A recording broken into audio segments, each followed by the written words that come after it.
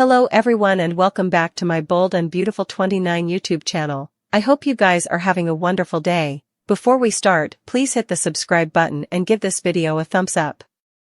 In Forrester's main office, Steffi thinks they got out of Hope's blasting and the slice of her line fairly unscathed. Ridge wishes none of it ever happened. Steffi says, same. She typically doesn't care who her workers date. She doesn't care who Hope is seeing, as long as she doesn't go after her hubby. They talk about Hope getting support from Carter. Ridge hasn't seen him moment. Steffi thinks Hope's gotten into his head ever. In Hope's cabin, she and Carter make out. They go over Steffi ending her life's work. It was all a misreading she allowed. She was going after her hubby. They bandy why they can't tell Steffi about their relationship. Hope thinks it would be nice for her to one day admit that she was wrong about her.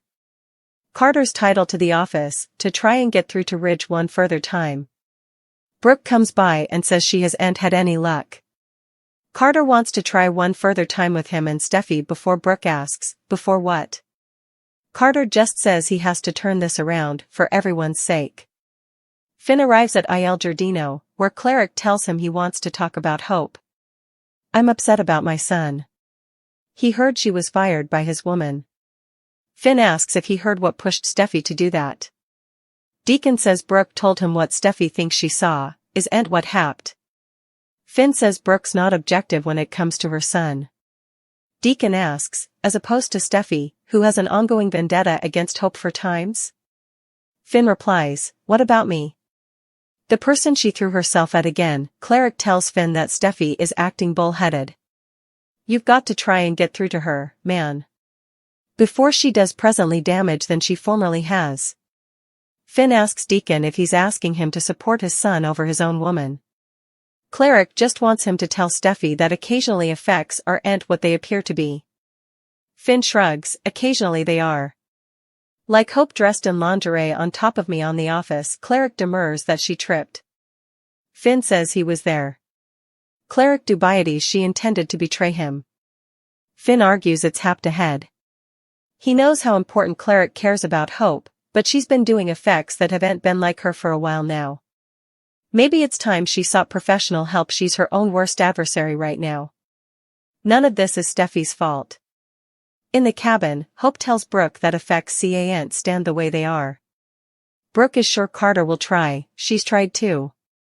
They know Steffi's leaning into the father/son angle hard. Brooke worries if Carter pushes too hard it could boomerang on him. Hope doesn't want that. Brooke muses, you've really fallen for him, haven't you? Hope says it was a nice surprise. He's a decent man, the total package. The way he's been championing for the Logans and going toe-to-toe with Steffi and Ridge is really applaudable. In the main office, Ridge and Steffi complain that Carter has to figure out a result for this LLC he asked for as they're paying too important in levies. Carter comes in and closes the door. Ridge asks if he's going to yell at his son again, is that what we're doing? Carter didn't mean to yell ahead, but he stands on what he was saying.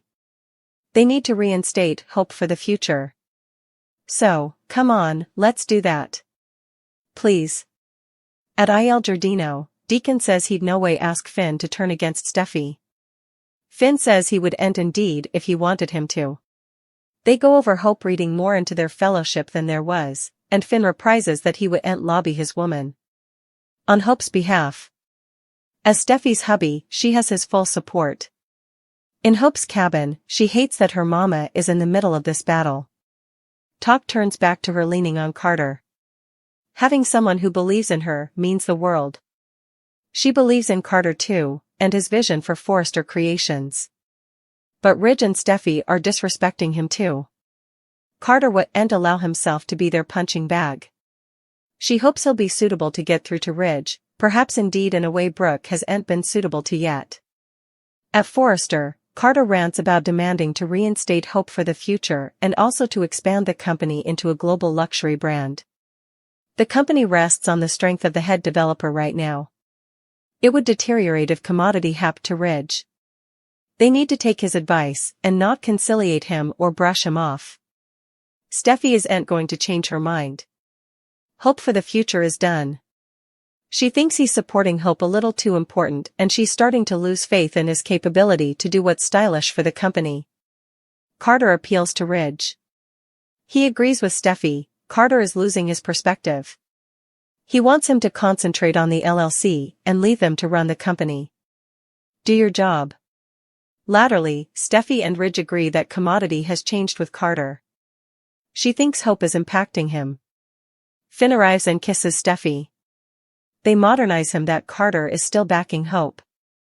Ridge says this is delicate because they're like a family. Finn says Deacon summoned him to try and move him to press Steffi to take Hope back. He made it clear he supports his woman. Steffi doesn't lament her decision and says there's nothing Hope can do about it. Absolutely nothing. At the cabin, Hope and Brooke are wondering if Carter got through to Ridge when Carter returns. He reports that they wouldn't hear to him. Brooke can't understand why Ridge goes on with Steffi. Carter says it's been like this for times. He's sick of the Forrester versus Logan battle and feels he let Hope down. She reassures him she's no way had anyone fight so hard for her ahead. Carter will keep fighting. Brooke doesn't suppose it'll count. Ridge and Steffi control Forrester, they enjoy the company. Brooke gets a textbook and has to leave for an interview. Formerly alone, Carter tells Hope he wouldn't give up on her. She believes in him and thinks he's an inconceivable man. They kiss. In her office, Steffi logs into her laptop and pulls up Hope's train. She also deletes it. In the cabin, Hope says Steffi can't keep getting down with this. Carter nods.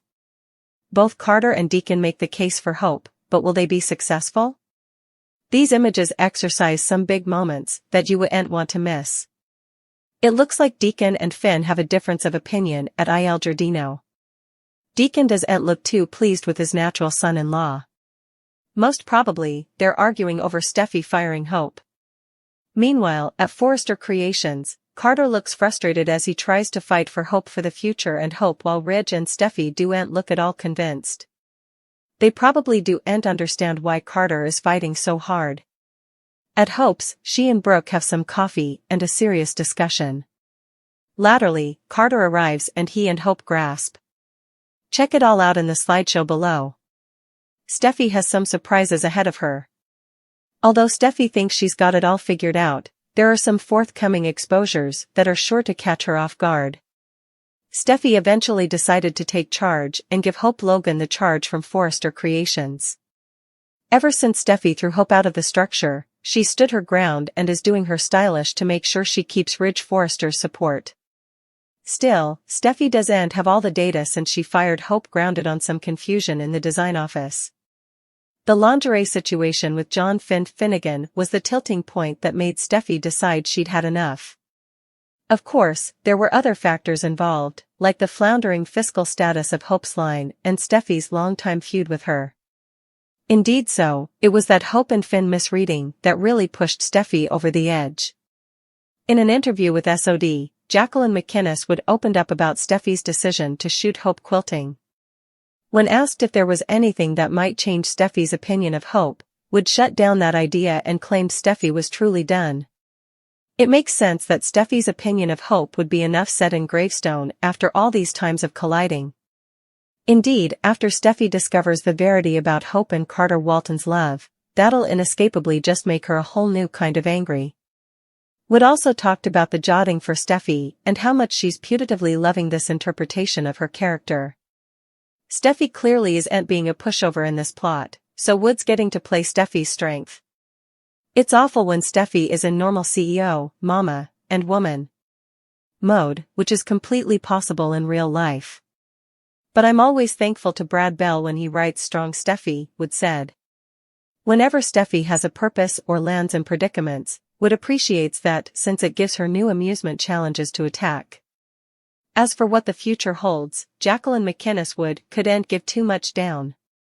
Nonetheless, the B&B star did offer up a hint about some marvels that are coming up for Steffi as well as suckers.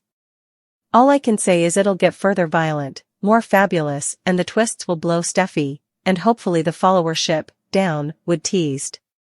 Carter's vengeance is sure to bring some infuriating news, so stick with us for updates on his plan and prognostications on Steffi's eventual response.